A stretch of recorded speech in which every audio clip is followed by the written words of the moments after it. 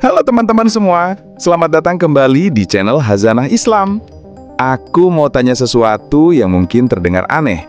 Pernahkah kalian membayangkan ada seseorang yang begitu penasaran dengan kematian, surga, dan neraka, sampai-sampai ia meminta langsung kepada Tuhan untuk merasakannya? Bukan cuma itu, orang ini bukan orang biasa. Dia adalah seorang nabi. Dan yang lebih gilanya lagi, setelah merasakan kematian dan masuk ke dalam surga, ia menolak untuk keluar lagi. Gimana ceritanya seorang nabi bisa bernegosiasi dengan malaikat maut dan berhasil? Inilah kisah yang luar biasa unik dari Nabi Idris alaihi salam. Nabi yang diangkat ke tempat yang tinggi dan satu-satunya manusia yang masuk surga lalu tak pernah kembali lagi ke bumi. Yuk, kita selami ceritanya bareng-bareng. Teman-teman, kalau kalian suka dengan pembahasan ini, jangan lupa klik tombol subscribe dan nyalakan loncengnya ya. Nah, sebelum kita masuk ke bagian yang paling menegangkan, kita kenalan dulu sama tokoh utama kita, Nabi Idris alaihi salam. Beliau adalah keturunan ke-6 dari Nabi Adam dan dikenal sebagai salah satu manusia paling cerdas dan paling taat pada masanya. Bayangin aja, beliau ini adalah manusia pertama yang bisa menulis dengan pena, orang pertama yang belajar ilmu perbintangan atau astronomi, dan juga yang pertama kali menjahit pakaian untuk menutupi tubuh, padahal sebelumnya manusia masih memakai kulit binatang. Setiap jahitan jarumnya selalu diiringi dengan ucapan tasbih, Subhanallah. Ibadahnya luar biasa, sampai-sampai para malaikat di langit pun terkagum-kagum padanya. Karena ketaatannya yang luar biasa ini, Allah mengizinkan salah satu malaikatnya untuk mengunjungi Nabi Idris. Dan tahu nggak siapa malaikat itu? Dalam beberapa riwayat diceritakan, malaikat itu adalah Israel, sang malaikat pencabut nyawa. Tapi tenang, dia datang bukan untuk mencabut nyawa Nabi Idris. Dia datang sebagai sahabat. Setiap hari, malaikat maut akan mengunjungi Nabi Idris. Mereka berbincang, beribadah bersama, dan hubungan mereka menjadi sangat dekat. Dari sinilah, rasa penasaran Nabi Idris mulai tumbuh. Suatu hari, Nabi Idris memberanikan diri. Ia menatap sahabatnya, sang malaikat maut, dan mengajukan permintaan yang mungkin gak pernah terpikirkan oleh siapapun. Wahai sahabatku, Israel, katanya, aku punya beberapa permintaan. Aku ingin engkau membawaku melihat neraka, agar rasa takutku kepada Allah semakin bertambah.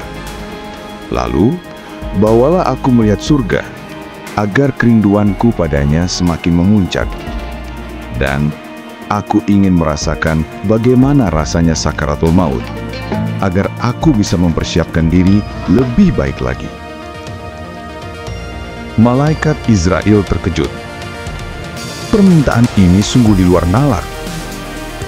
Tapi karena kedekatan mereka dan atas izin Allah, malaikat Israel pun setuju untuk memenuhi permintaan sahabatnya itu. Maka dimulailah perjalanan pertama mereka. Malaikat Israel membawa Nabi Idris ke gerbang neraka. Dari kejauhan saja, hawa panasnya sudah terasa membakar. Suara jeritan, raungan kesakitan, dan pemandangan para penghuninya yang disiksa membuat Nabi Idris begitu ngeri sampai beliau pingsan. Beliau melihat dengan mata kepalanya sendiri betapa dahsyatnya azab Allah bagi mereka yang durhaka. Setelah siuman, hatinya bergetar hebat.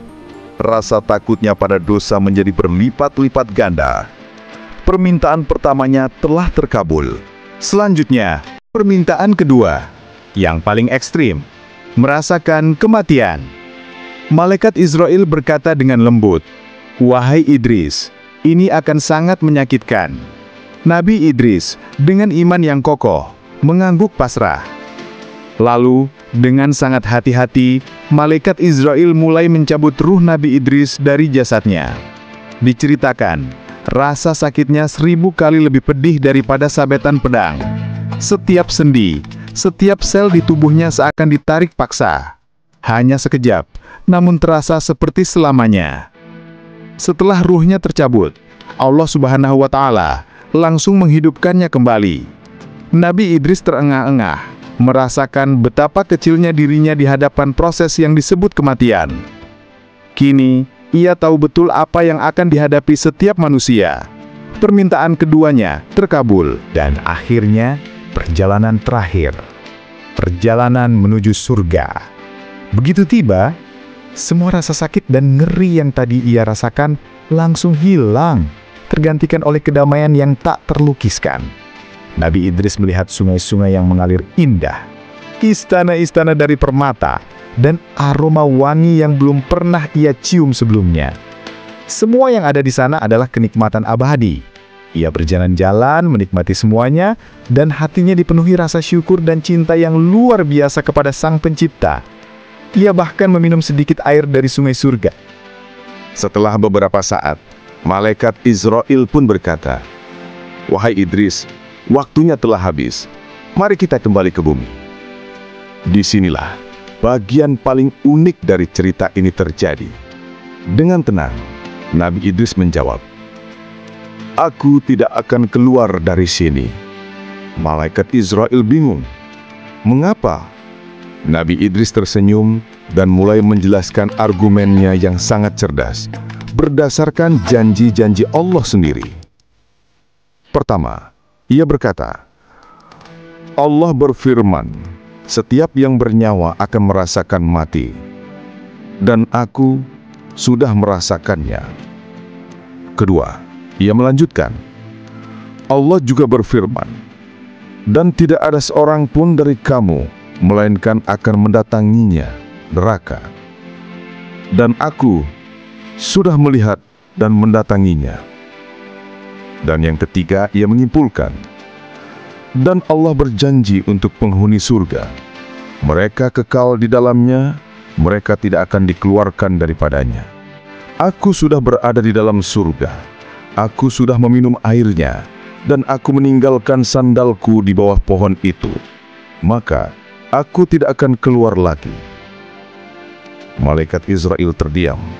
Ia tidak bisa membantah. Semua yang dikatakan Nabi Idris benar. Akhirnya Allah Subhanahu wa Ta'ala menurunkan wahyu yang membenarkan Nabi Idris. Beliau diizinkan untuk tetap tinggal di surga. Dan teman-teman, itulah bagaimana kisah Nabi Idris berakhir. Beliau tidak kembali ke bumi. Beliau tetap di surga, di tempat yang tinggi atau makanan alian. Persis seperti yang disebutkan dalam Al-Quran Surat Maryam ayat 57. Kisah ini bukan tentang mengakali takdir, tapi tentang betapa tingginya derajat yang bisa dicapai seorang hamba karena ketaatannya. Ini adalah bukti kekuasaan Allah yang bisa melakukan apa saja yang Ia kehendaki. Kisah Nabi Idris mengajarkan kita untuk selalu merindukan surga, takut pada neraka, dan mempersiapkan diri sebaik-baiknya untuk pertemuan kita dengan kematian. Jadi, apa pelajaran paling berharga yang bisa kalian ambil dari kisah ini? Coba tulis di kolom komentar di bawah ya. Terima kasih sudah nonton sampai habis. Jangan lupa like, share, dan subscribe agar kita bisa terus belajar dari kisah-kisah penuh hikmah lainnya. Sampai jumpa di video selanjutnya.